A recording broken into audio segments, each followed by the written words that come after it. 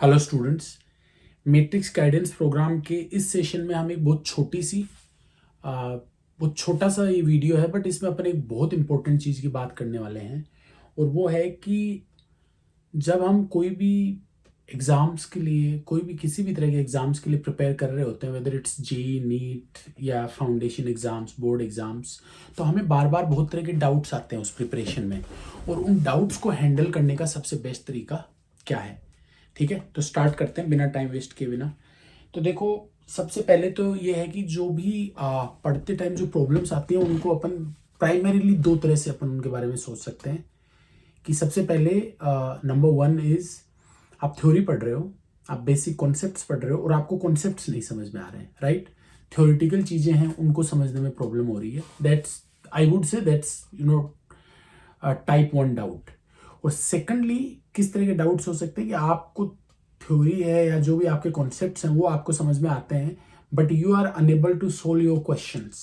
आपको problem solve करने में दिक्कत आ रही है, क्वेश्चंस नहीं हो पा रहे हैं। तो अपने पास दो तरह के, एक तरह से यहाँ पे डाउट्स हो गए कि आपको थ्योरी में डाउट है और आपको कोई पर्टिकुलर क्वेश्चन आपसे नहीं हो रहा है, वो वाले डाउट है। तो इनको अपन कैसे सोल्व करें, इस वीडियो में अपन इस चीज़ पे थोड़ा और डिटेल में बातें करेंगे।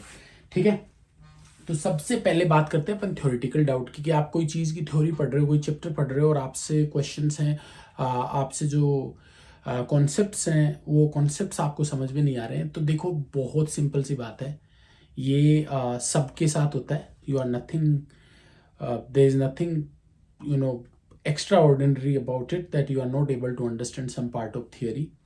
आपको क्या करना है, आपको कोई चीज़ समझ में नहीं आ रही है, उसको दोबारा पढ़ो। दोबारा पढ़ने के बाद भी समझ में नहीं आ रहा है, कोई बात नहीं, उसको एक बार और पढ़ो। There is there is no substitute to studying over and over again. जितनी बार आपको नहीं समझ में आ रहा, आप उसको पढ़ते जाओ, पढ़ते जाओ। बट अगर आपको ये लग रहा है कि यार आपके हर बार ये बार बार प्रॉब्लम होती है कि आपको कोई चीज़ समझ में नहीं आ पा रही है, तो मे भी उसमें फिर आपको जो सेकंड अप्रोच है कि आपको अपने पढ़ने का जो तरीका है उसको चेंज करने के बारे में सोचना चाहिए। What I mean by that is, कई बार होता है कि हमने क्लास में हम पढ़ के आए और हम अपनी जो थ्योरी है उसको बस ऐसे पढ़ते ही जा रहे हैं, है ना? फिजिक्स में फॉर एग्जांपल, या फिजिकल केमिस्ट्री में है कि थ्योरी है उसको बस पढ़े जा रहे हैं और हमें ऐसे फील आ रहा है कि यार हमें ये समझ में नहीं आ रही है। This is quite natural. ऐसे केसेस में आपको प्रोबेबली सीधा जो नोट्स है उनसे थ्योरी पढ़ने के बजाय आपको लिख के थोड़ा ट्राई करना चाहिए कि वेदर राइटिंग हेल्प्स। कई बार हम जब लिख लिख के पढ़ते हैं तो it better connects with our mind, हमें चीज़ें ज़्यादा अच्छे से समझ में आती हैं। You can try that.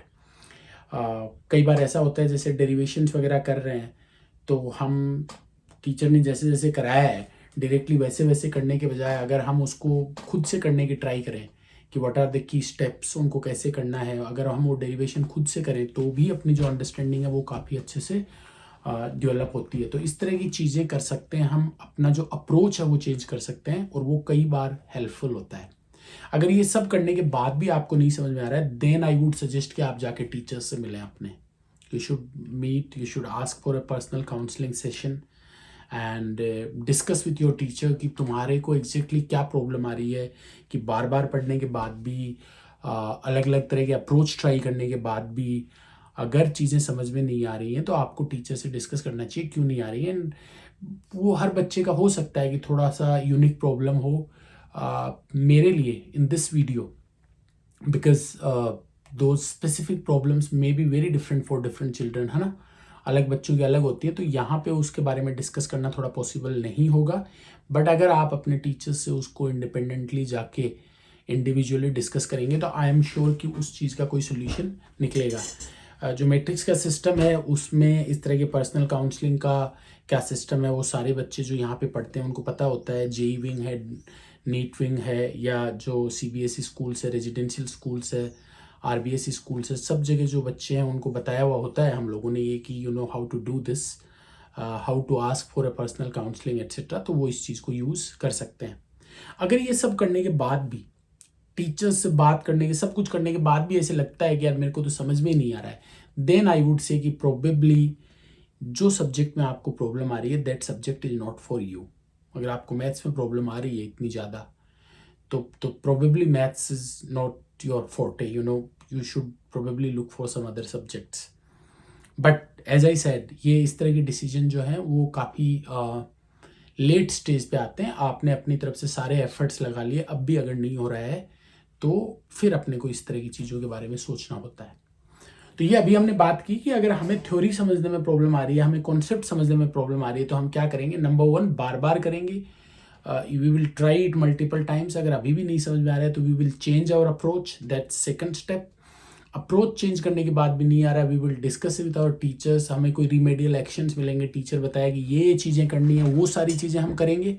और उसके बाद भी नहीं आ रहा है, then we will think if we should continue with the subject और नॉट। सिंपल। दूसरी जो मेजर प्रॉब्लम जो बच्चों को आती है वो आती है कि क्वेश्चन सोल्व नहीं हो पा रहे हैं।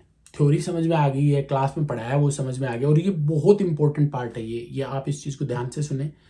क्वेश्चन सोल्व नहीं हो पा रहे हैं, है ना। जब हम होमवर्क कर रहे हैं तो होमवर्क में जो क्वेश्चंस हैं वो नहीं हो पा रहे हैं, तो इस केस में क्या करना चाहिए? तो देखो, सबसे पहले तो बहुत सिंपल सी चीज़ है कि पहले अटेम्प्ट में क्वेश्चन नहीं हुआ तो we should try it couple of more times. What I mean by that is, सबसे पहले जब हम किसी भी क्वेश्चन को अटेम्प्ट करेंगे तो जो हमारा जो नेचुरल अप्रोच है उससे हम जाएंगे, राइट। जो ऑटोमेटिकली अपने दिमाग में आएगा कि इस तरह के प्रॉब्लम को ऐसे सोल्व करते हैं, we will try that, right. उससे अगर हमारे को आंसर नहीं मिल रहा है, we are not able to find the solution, we will definitely check the calculation कि यार कैलकुलेशन में तो गड़बड़ नहीं है। बट उसके बाद भी अगर नहीं आ रहा है तो हमें दूसरे थोड़े innovative out of the box approaches try करनी चाहिए कि यार ये ऐसे नहीं हो रहा है तो क्या ये ऐसे हो सकता है क्या? ठीक है, एक दो अप्रोच हमें ट्राई करने चाहिए। बहुत बार आप देखोगे कि ऐसा करने से आपका जो प्रॉब्लम है उसका सोल्यूशन हो जाएगा। बट कई बार आप देखोगे कि ये सब करने के बाद भी सोल्यूशन नहीं होगा तो क्या करते हैं? हम जाके टीचर से पूछेंगे। बट ये ही सबसे इंपॉर्टेंट पार्ट है इस वीडियो में। अगले जो 1 मिनट में अपन जो चीज़ में बात करेंगे, that is the most important component of this particular video.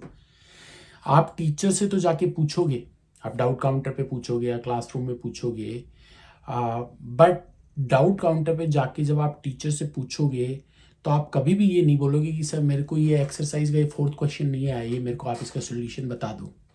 Teacher आपको सोल्यूशन बता देंगे और आपको वो समझ में भी आ जाएगा।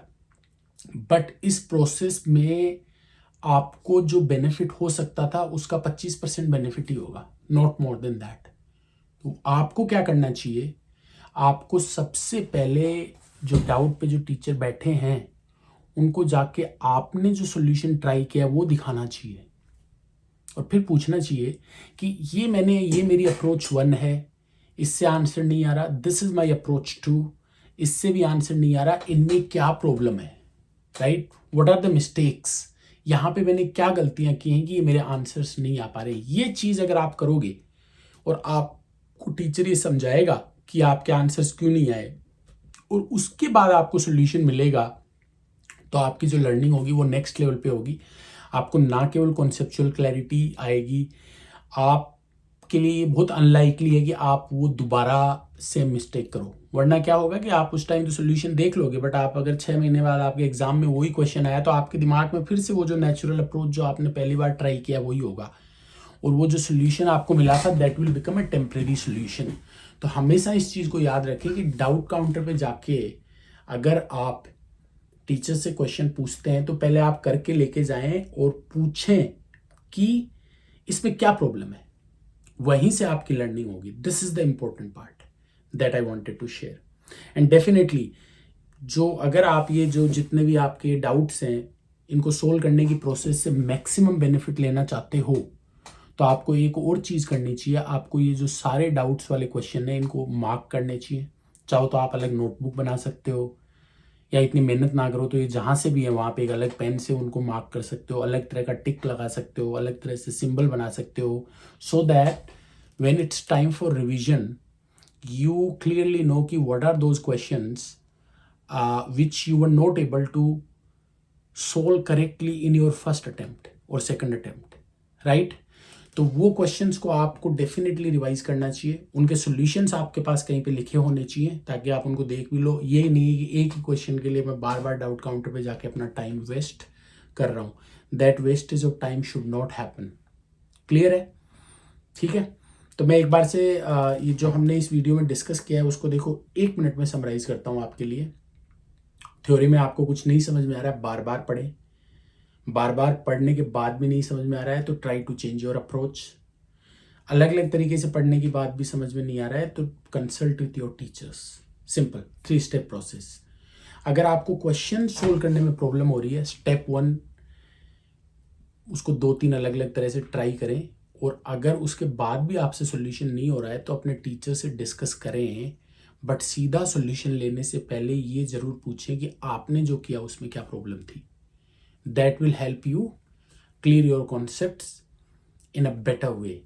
एंड फाइनली, ये जितने जो आपको डाउट्स आते हैं, जिनको आप इतनी मुश्किल से क्लियर करते हैं, उनको कहीं ना कहीं किसी ना किसी तरीके से नोट डाउन करें अच्छे से। आपके पास एक डाउट लिस्ट होनी चाहिए, है ना। ये सारे जो क्वेश्चंस आपसे पहले नहीं होने चाहिए, सब होने चाहिए, ताकि रिवीजन के टाइम आप इनके थ्रू एक बार दोबारा हो पाए। This will help you. All right, thank you. I hope this was useful, and as always, if you have any questions, any doubts, please put in comments so that someone from our can take it up for the next video. Thank you.